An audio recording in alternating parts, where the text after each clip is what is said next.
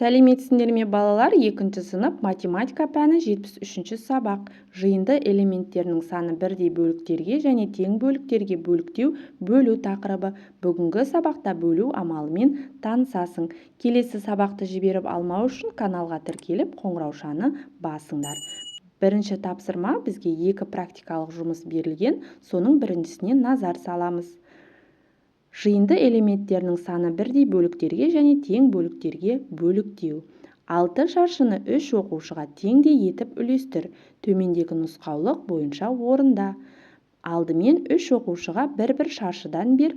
Қалған шаршыларды да әр оқушыға осылайша үлестір. Әрбір оқушы неше шаршыдан алды? Балалар, суретке назар саламыз. Бірінші 3 оқушыға бір шаршыдан береміз. Сонан соң қалған шаршыны да 3 оқушыға үлестіреміз. 6 азайту 3 азайту 3 тең 0. Сонда әрбір оқушыға 2 шаршыдан тиеді. Екінші практикалық жұмыс. 6 шаршыны 3-3-тен оқушыларға үлестір. Төмендегі нұсқаулық бойынша орында. Әр оқушыға 3 шаршыдан үлестір. Неше оқушы шаршы алды? Енді балалар, 6 шаршының 3-еуін бір оқушыға береміз, қалған 3-еуін келесі бір оқушыға береміз. Сонда бізде 3 шаршыдан 2 оқушы алады. Осы 2 жағдайда да сен бірдей амалды орындадың, яғни 6-дан 3-ті 2 рет азайттың. Бұл амалды мына түрде ықшамдап жазуға болады. 6 бөлінген 3 тең 2. Бұл бөлу амалы. Сендер осы бөлу амалымен орындадыңдар. Ережені мұқият жаттап, есімізге сақтаймыз. Бұл белгі бөлу амалының таңбасы. 6 бөлінген 3 тең 2 теңдігін былай оқиды. 6 санында 3-тен 2 рет бар. Немесе 6-ны 3-ке бөлсе 2 шығады.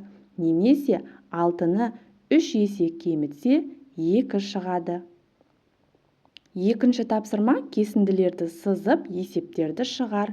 Есептердің шешуін салыстыр. А тапсырмасы ұзындығы 10 см кесінді 2 тең бөлікке бөлінген. Кесіндінің бір бөлігінің ұзындығы неге тең?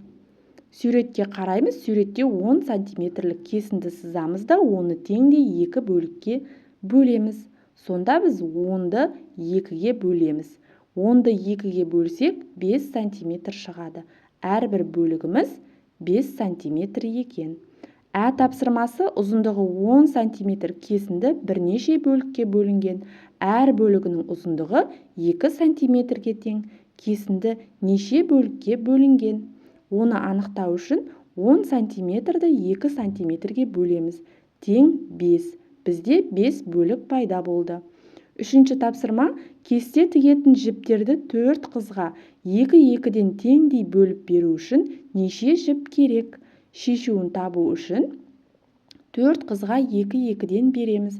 Сонда 2-ні 4 рет қосқан кезде 8 шығады.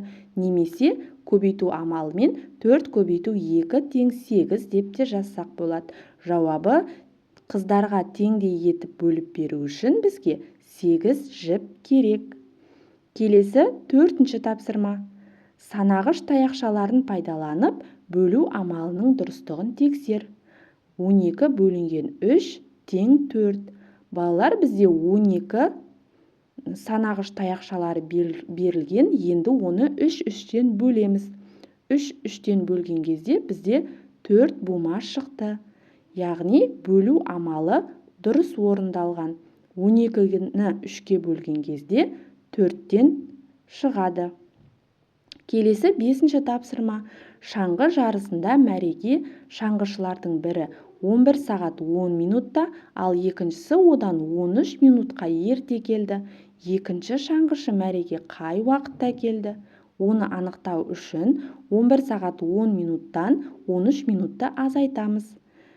Бізде 1 сағатта 60 минут бар болғандықтан 11 сағат 10 минутты 10 сағат 70 минут деп жазып, одан 13 минутты азайтамыз. Сонда бізде 10 сағат 57 минут шығады. Жауабы екінші шаңғышы мәреге 10 сағат 57 минутта келді. Алтыншы тапсырма: әр есепке өрнек құр, олардың мәнін тап. Асы: 20 спортшы 4 қатарға тең бөлініп тұрды. Әр қатарға неше спортшыдан тұрды? 20-ны 4-ке бөлеміз. 20-ны 4-ке бөлсек 5-тен тиеді. Сонда жауабы: әр қатарға 5 спортшыдан тұрды. Тапсырмасы: 20 спортшы әр қатарға 4-еуден тұрды. Спортшылар неше қатарға тұрды? Жауабын анықтау үшін 20-ны 4-ке бөлеміз. Сонда 5 шығады. Жауабы: 5 қатарға тұрды. Балалар, осымен бүгінгі біздің сабағымыз аяқталды. Сабақ түсінікті болса, видеоға лайк басуды ұмытпаңдар. Келесі кездескенше сау болыңдар.